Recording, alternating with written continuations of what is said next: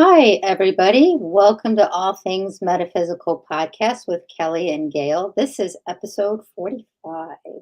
Yay. For those of you who are just tuning in, I'm the Gail part, Yes, that would make me the Kelly part. Yes. just because we don't say that often. And if you're liking us on YouTube, please subscribe and like our channel and leave us comments because that's always helpful. Yep. So I think in the description today, I put talking about walking your path and starting a practice. But then we realized that we had such a really heavy show last week that maybe we should talk about funny things this week. I think that might be a good idea. I've had, well, every week after the show, I get people contacting me and making comments to me. I wish they would do it on YouTube so it would help us, but they don't. They just call me on the phone. But there are so many things that have been happening in the world. Mhm. And last week was very, very dark by my, by what we normally do on the show. So people were calling me, "Are you guys okay? What's going on?" And it was very sweet and it was kind of funny. So, because of all of the feedback I've gotten, I thought it might be, fun to rehash some of the funny things that have happened along our paths. It's not just what is happening to do your set up your rituals, figure out your plan, what you want to do, what resonates with you, but you have to have something to look forward to. And Mhm. one of the things that always kind of lead me down the path is humor. Mhm. Recently a friend of ours lost a parent, and she was telling me about how she's talking to this person, and then give me some kind of sign that you're here. Are you around? I hope we're doing everything right.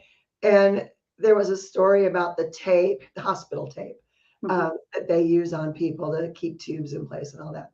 And he kept pulling them off. So when this friend of ours is saying, "Are you here?"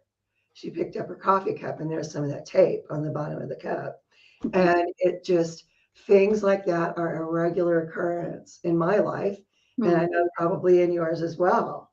And it kind of goes along with, if you are open minded enough, and if you have been on this path for any length of time, you find little things everywhere. When we say the universe is always talking to you, that's kind of what we're describing.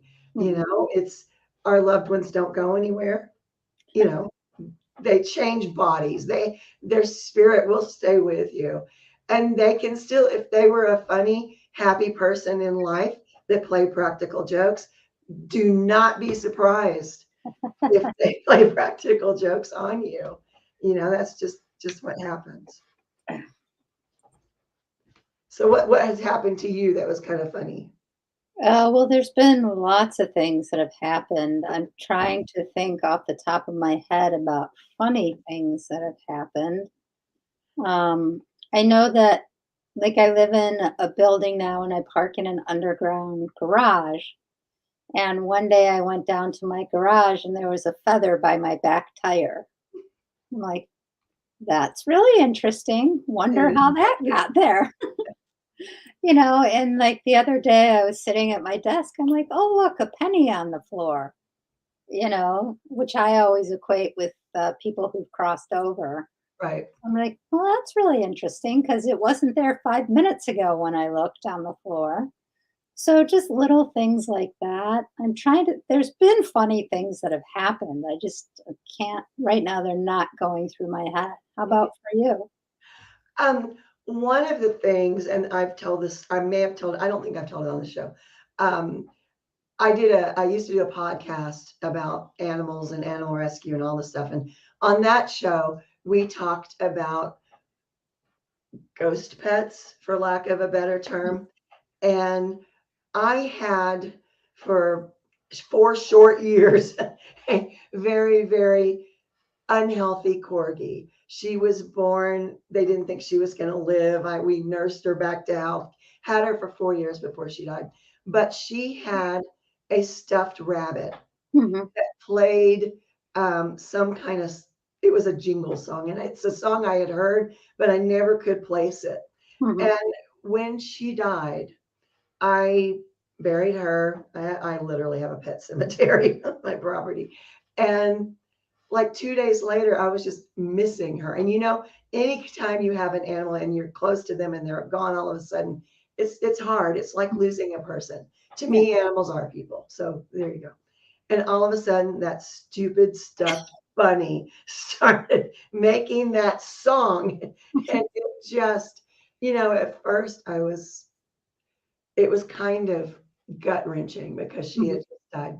But she did that repeatedly. And I swear it was this dog desensitizing me because by the end of that first month after she had gone, I was throwing that stupid animal against the wall, stuffed animal, that against the wall. And it would and that was the funny thing.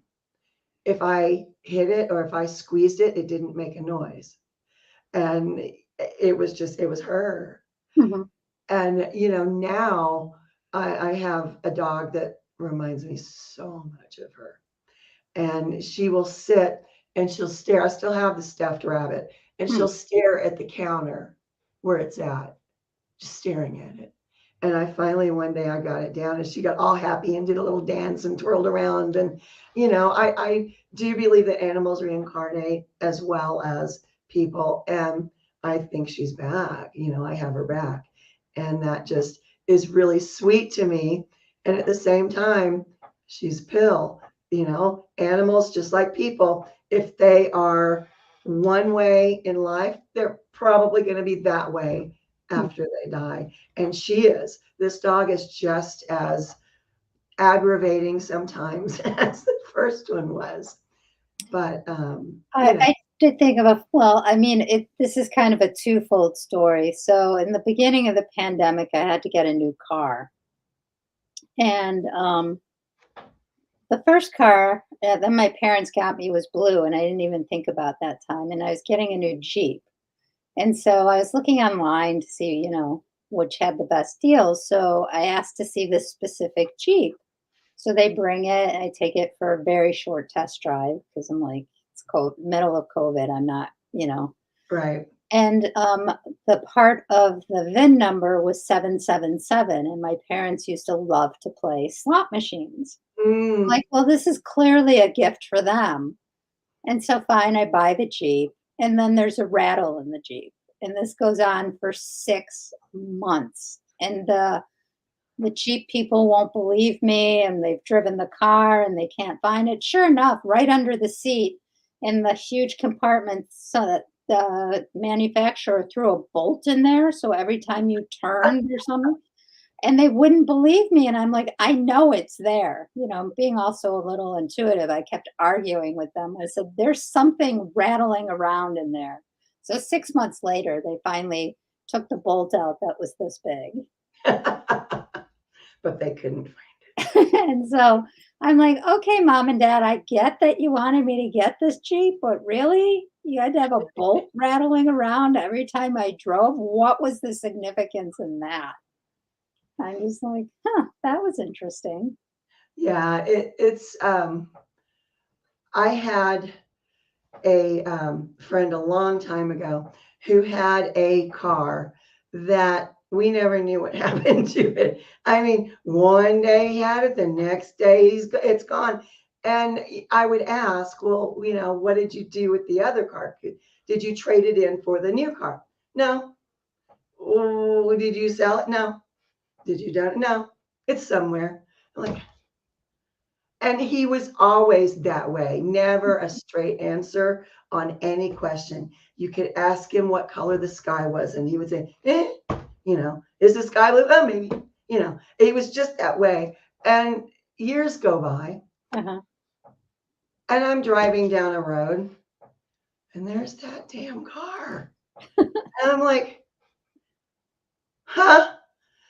And it had personalized plates that said, not mine. And I was like, well, that's just really weird. And after he died, um, I asked, because he never would answer me, what happened to the car. He had found a daughter that he didn't know he had, and he had given it to her. Well, that's a simple enough answer. We would have all loved that. But he didn't tell anybody that until after he died. And then he came to 3 different friends and literally spelled it out. But he was such a weird person in life that when he died, I don't know why anyone expected him to be normal, because he was always that way.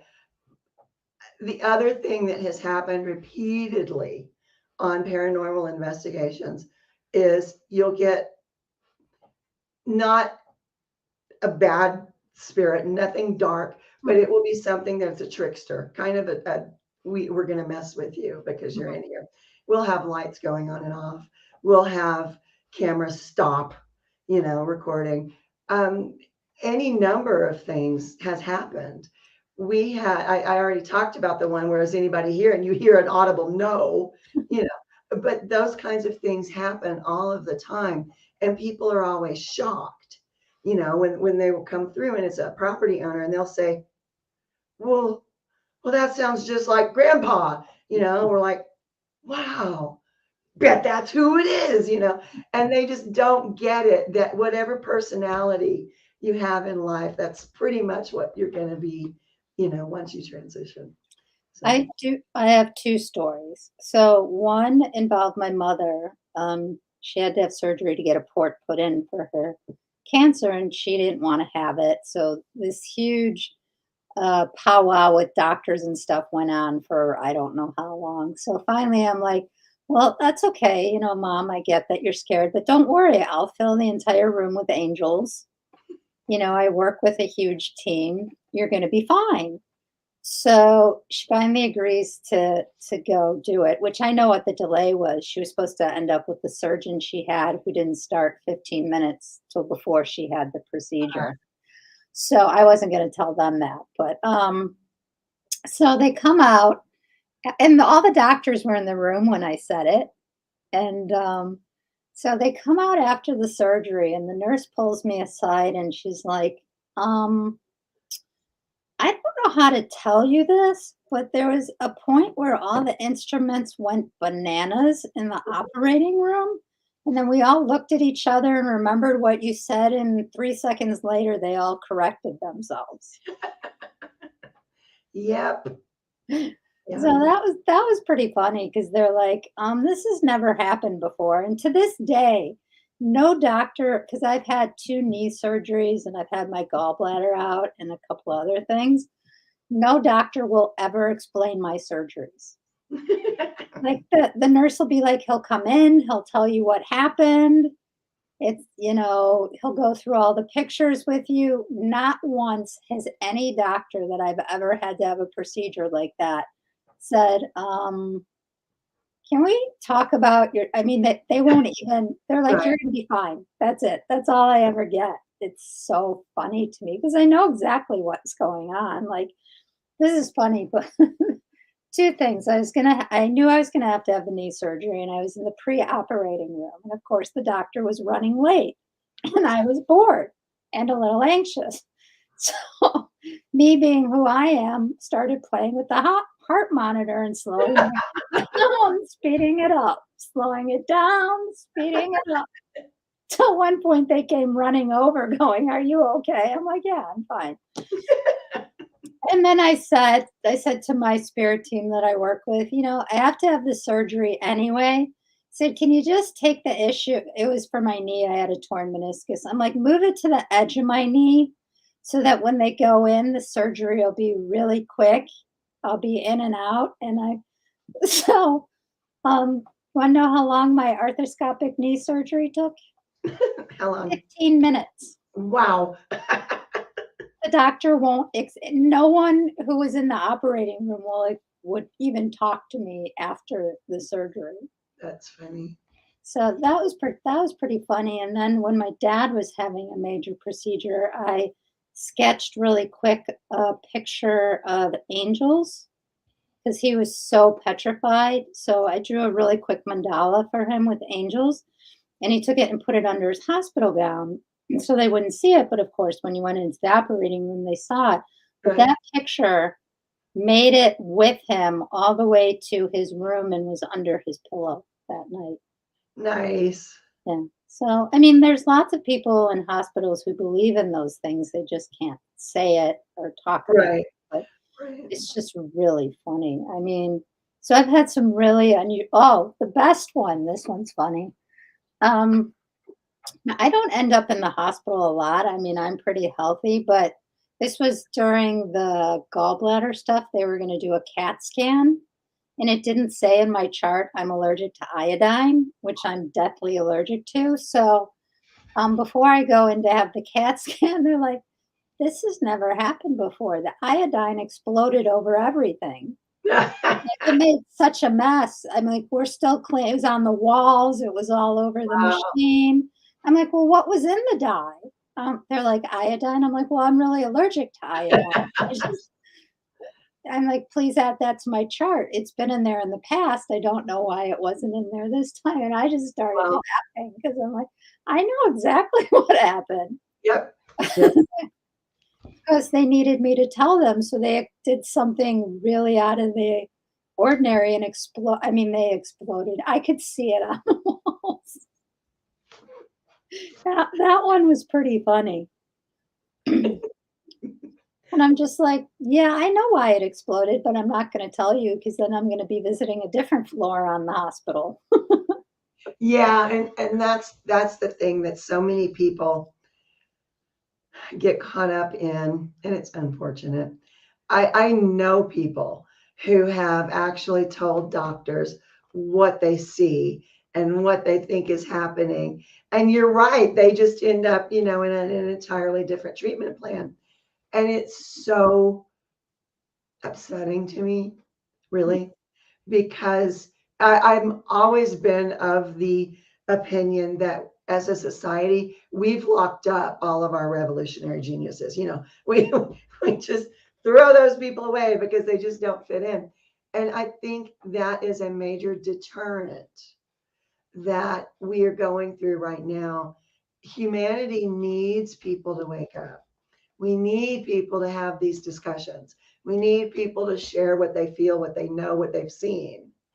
And at the same time, those people, especially people just starting out, I've been called crazy so often. It's like, okay, fine, I'm crazy. But when you die, you'll realize how uncrazy I am. It just, but it stops people. It stops people from completely waking up. People live in such fear of being judged or being an outcast or whatever it is. And I've said it before, and I'll always say it: following this path, once you commit to being awake and you commit to being open enough to have these experiences, it's a reward far greater than being a part of a system that you were never intended to be a part of. But I hear that an awful lot. Mhm. Recently, I had a death of someone close to me, and it has been playing tricks ever since. And I have friends who have come over here, and they're going, "Did you see that? Your cup just moved." Mhm. Yeah, I know. Mhm. How did that happen? Yeah, and it scares people.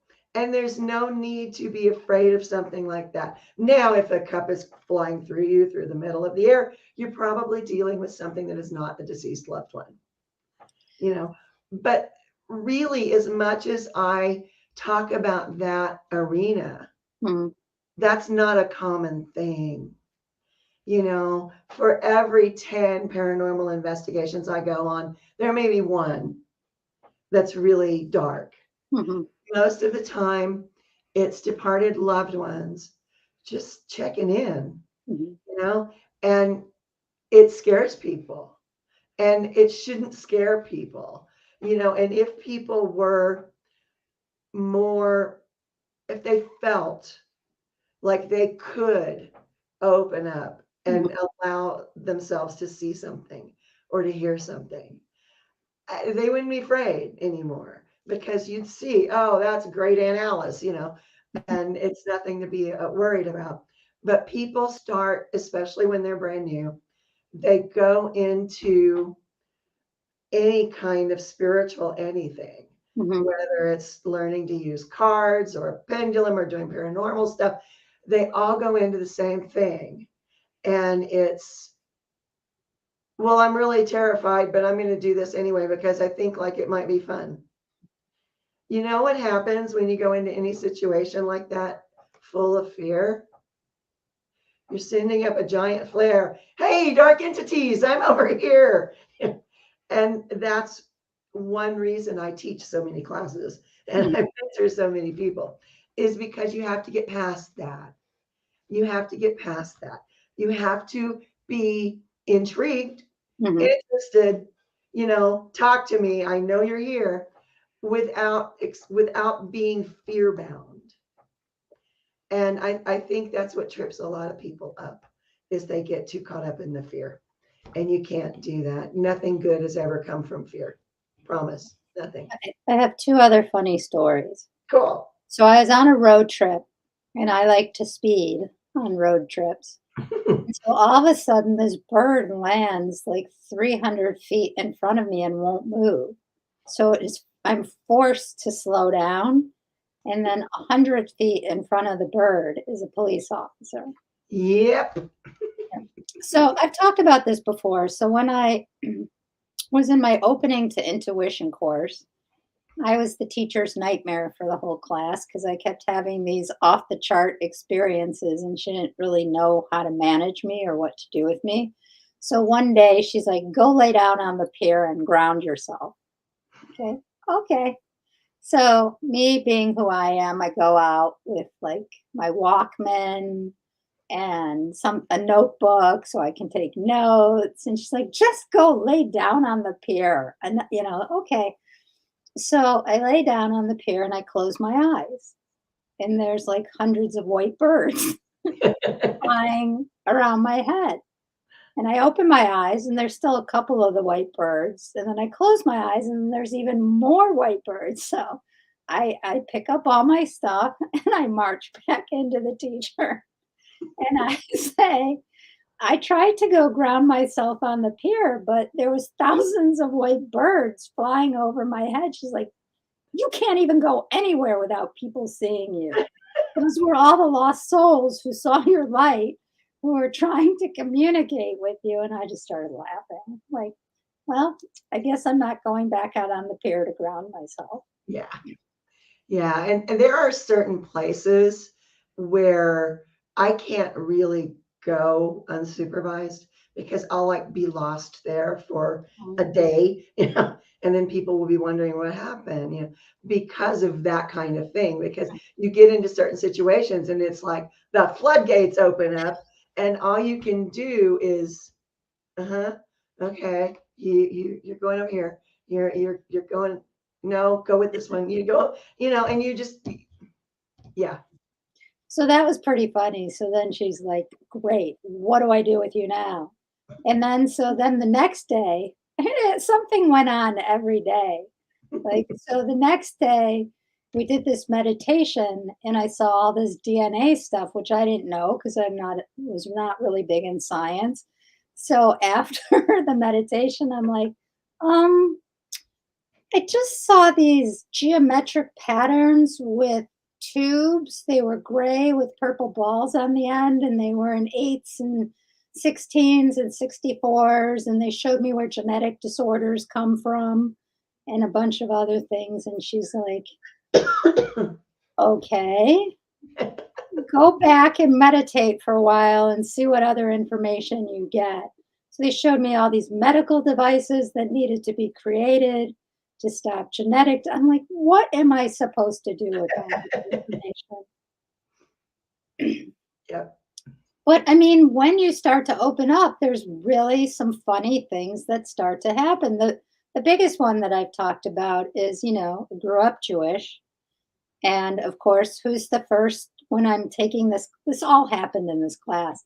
So the first thing that happens is Mother Mary comes in Like, okay. And then Jesus comes in. Yep. And for the next 2 years, everywhere I went, Jesus was with me. And it was like the wildest thing, hence the title of the book that I wrote last year, Jesus and the Jewish Girl. But it's, you don't, you think your journey is going to be a certain way, and it comes out completely different than you expected it. So it's about being open to where you're, because that's not something I ever was like really thinking about, that that's going to be who my guide was, or Right. that was going to be the ascended master that I was always going to work with. But I'm really hoarse today. Don't know why, but so that's just really interesting. I've heard so many people who are not Christian talk about Jesus being one of their first ascended masters they worked with. And I think that's by design, really, because you look at where the Christian church is today. And if I were him, I wouldn't want to talk to them either. It just, um, it's because he is an ascended master. He was a master teacher when he was alive. Hmm. It's, um, it's more common than you would think. You Well, know, everyone always goes, "Why?" But, it's perfectly normal, and it does make sense. yeah, we've talked about it before, and there's lots Yeah. of people I know who've had very, very similar experiences. Although the hard part for me was when this was all going on, because I was having all this stigmata pain. Uh-huh. And I'm like, and I worked in a behavioral health hospital. I'm like, please don't let me bleed from my wrists, because I am never going to be able to explain that one. Yeah.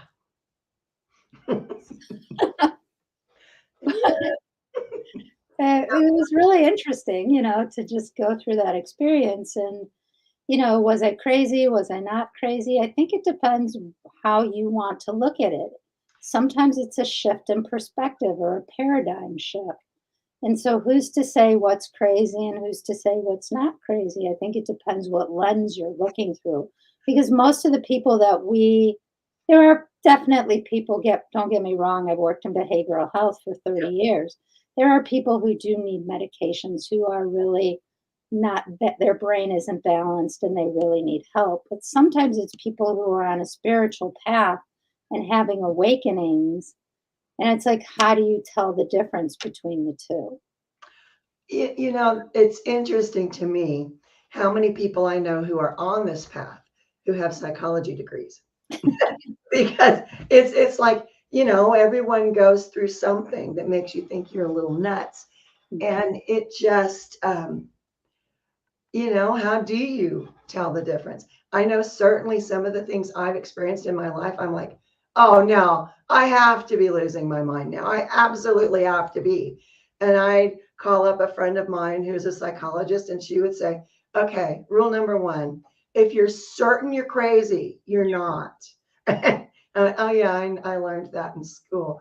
But I would periodically call her for things that really was just me upgrading. You know, Mhm. when you start out on your path, you see things and you get used to it, and you have gifts and you explore them and you get used to it, and everything's going on fine, and you're like, okay, fine. This is not easy, but I can handle it. Boom. Next round. And then you kind of start all over again. And I think we're at the point now where those of us who have done this for a long time, Mhm. we really need to try and help people coming up behind us, Mhm. because a lot of people are lost. I heard someone say the other night that an entire generation is lost. And I look at my grandkids and I go, yeah, yeah, you know what? Yeah, they're lost. Mhm. Uh, but I think that's why this shows like this are so important, because we have to be able to talk about this kind of stuff without people thinking they're going to be committed. Mhm. So, the more people we can help, the better we are as a species. I guess I just want to put a caveat to that, is you can find people that you can trust to talk to Right. about this stuff. And there's certain people that you can't, like, so I have somebody who's been my mentor for years, and I've let her in on a couple things that, have gone on. And she's like, well, who am I to judge it? She's like, that's your experience. And I believe that that's your experience. Right. And so that's how you see the world, and that's how it needs to happen for you. And which is why there's so many different teachers who all have different levels of energy, different vibrations, because so many people need different things. Right. Right. And so I just think that that's a really important point. I'll never forget the one time when I was in a class, I was doing a healing on somebody, and this caused me to never want to put my hands on anyone again. I literally saw the white light shoot out of my hands into the person's head and then watched it make all the changes in their body.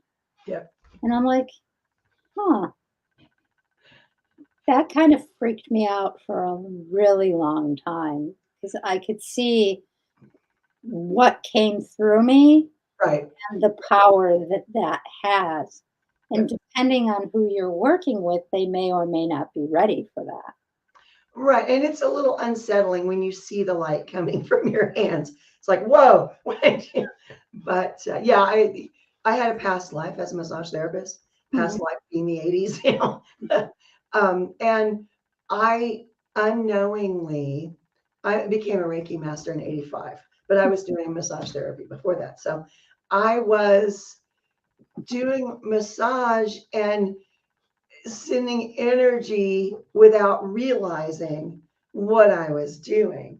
mhm, And I had one patient who was a regular patient and she just started trembling.